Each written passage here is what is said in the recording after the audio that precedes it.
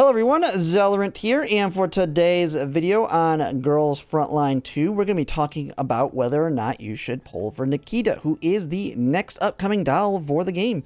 Now, if you've been listening to my content since the game has released on the global side, one of the big themes that I have mentioned pretty much every time when it comes to whether or not should you pull or strongest teams or meta teams has been the Corrosion Hydro combo team. Now, when the game originally came out on the global side, that team was the Klukai Peridia Mishti paired with Springfield Tololo. They just annihilated everything, was the strongest team. And then not too long after the game launched on global, we had Nikketa come out. And what she did was basically just enhance that team even more. So the big thing is now you bring Nikketa into that team and then you drop off either Mishti or Peridia. And the stronger of the teams was a Klukai Peridia with a Springfield Tololo and Nikketa.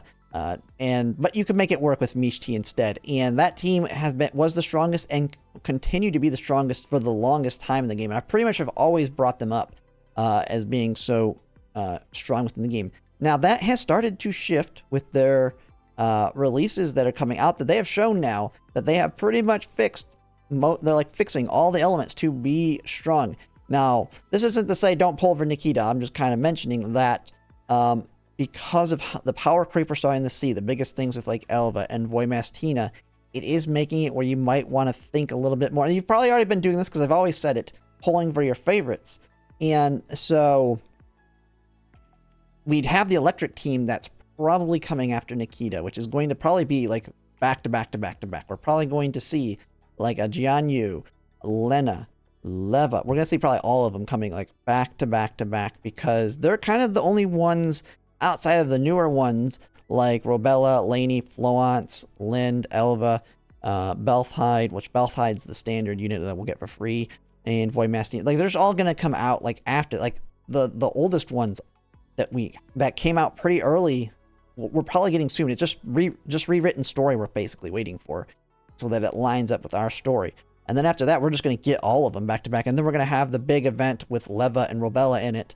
And then that's when I feel like we're going to lead into like Laney, Florence, Lind, Elva, as they try and catch us up to the CN version. So Nikketa, kind of getting back to whether or not you should pull for Nikketa. She is a great unit. I definitely think if you're wanting the meta team, you should pick them up. Hydro Corrosion combo, or just Hydro by themselves when you pick up Florence in the future, is still one of the top teams within the game, and they continue to be strong. They continue to be able to do all the content. And if you really like the units within the Hydro team or the Corrosion Hydro mix, or you can even combo them with other teams, as we've seen with EX mode, there's been some unique combos that have come out of it as they try and put restrictions that weaken team members like Klukai and them when you can't just AoE everything, that they've been a staple and very good for. And I think pretty much everybody's invested in Springfield V1 with how good she is. Elevates Nikketa up there to top tier for us in global, and will continue to be that for the longest time. And so my thoughts is to definitely pull for her. Now when it comes to if you're one of those people that wants to put dupes into a doll, one of the big kind of rules I have with Nikketa versus somebody else would be, if you want to make Nikketa stronger, you invest in Springfield first before Nikketa, at least if you're wanting to heavily invest. I think if you have V1 Springfield, getting V1 Nikketa is kind of a good choice if you're wanting the double pull for Nikketa. But if you're wanting to go to V6 or something on Nikketa, I would say first you want to go to V6 in Springfield, because a V6 Springfield is going to do a lot more than for Nikketa than the V6 Nikketa. And it's also going to be good for future Hydro units that'll come out and pair well. And it's also good for like your Tololo, but eventually Tololo will probably get power crept, or who knows. And so Springfield has that longevity to it, and Nikketa just pops off. She doesn't need dupes. She's really good at V0, or if you just want to go to V1, but I definitely wouldn't go really farther than that unless you've already V6'd Springfield and you're going to go whale mode on Nikketa. So that's kind of my thoughts there. One of the great things about her that she brings by also getting her is she's basically your Papa Shaw replacement when it comes to having a summon available. She's way stronger than Papa Shaw, and she has a summon that can fill that requirement of having 6 units on the field when the boss has like an AoE whatever that gets a debuff if that hits so many team members. Nikketa can fill that role, so she's great for that as well. So definitely you could just pull the pickup for that. She can fit. She doesn't need Springfield, but it works kind of like Klukai, Mishti, and Peridia did in the fact that you can kind of take Springfield and Nikketa and throw them in any team and they'll be fine. Or Springfield, Nikketa, and Tololo and throw them in any team. Like ultimately, it should come down to playing with your favorites. And so she's got the support to be strong, and she's one of your favorites. A definite must pick up. Now, that kind of goes on this side. If one of your favorites is like Leva and you want to get the electric team, she may be someone you might want to skip, especially if you're free to play and you're very limited on polls. Hopefully you still have a bunch left because you have we have the redundant pieces that we can convert now. And you may skip her just so you can invest. I feel like the electric team's coming back to back to back. They're going to give you Nikketa, and then they're going to hammer us with the electric units. And then it's going to lead into all the latest units, like I said, like Laney, Floance, Lind, Elva, Boymas, Tina. So it's going to be tough on these upcoming ones, and who knows who's coming next. One of the big units I'm waiting for is Satmod. I was really hoping Satmod was going to be like the really strong carry for physical, but who knows? Maybe she's going to be a top carry for Corrosion.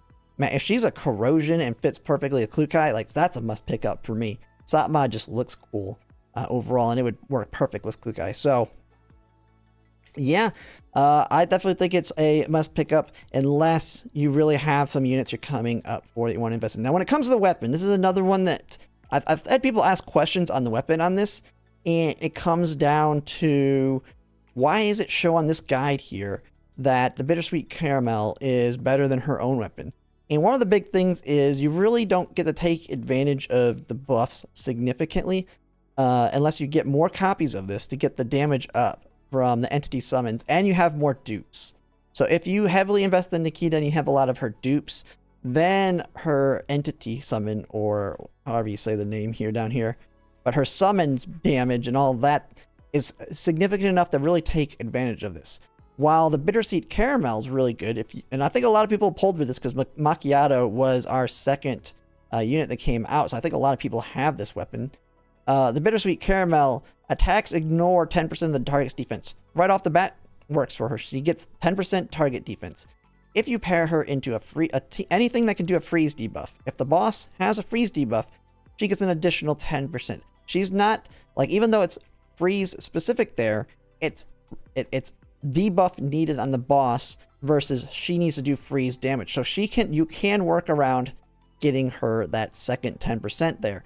The only thing she loses out on the Bittersweet Caramel is increasing the freeze damage here. Nothing crazy there. The second part she takes advantage of. For every however many instances of damage dealt outside of own turn, which she does have that into her kit, increases the damage dealt by the next active attack by 10 up to 20%. So she takes advantage of everything in this kit except this little piece right here, which is why this is pretty much elevated up to being good enough for her. So if you already have this weapon, definitely skip on the weapon for sure. I'd get her V1 way before I got the weapon. So just kind of my thoughts on there. But yeah, that pretty much covers it. Just be ready because as you can see here, the original order right after her it looks like it was Leva. I'm pretty sure they've got this still in the same order they had. But we have not gotten like I said, all the electric units that came out. Belka, Lena, Jianyu. I don't know why it's taking forever to load this. Probably should stop doing that so to see a white screen. But we have all those electric units coming out. So I think that's going to happen. And yeah, if you want them, I mean, you might as well save your polls for them because and Jianyu's being reworked.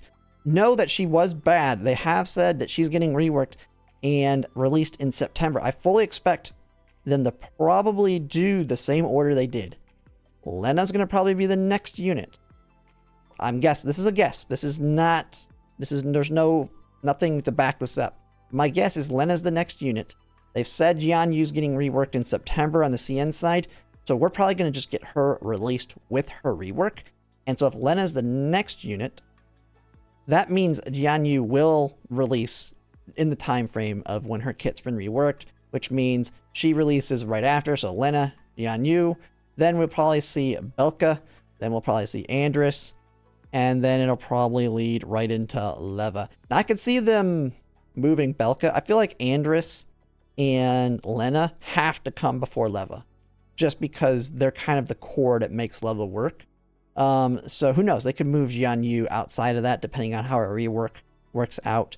But I feel like it's just gonna have to be like all of them, like 4 of them back to back to back before they go into Leva.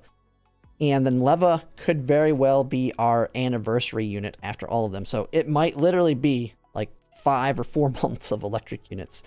But we'll have to see. Who knows what they're doing? They could go right into giving us Voy Mastina and then make everyone irrelevant. Who knows?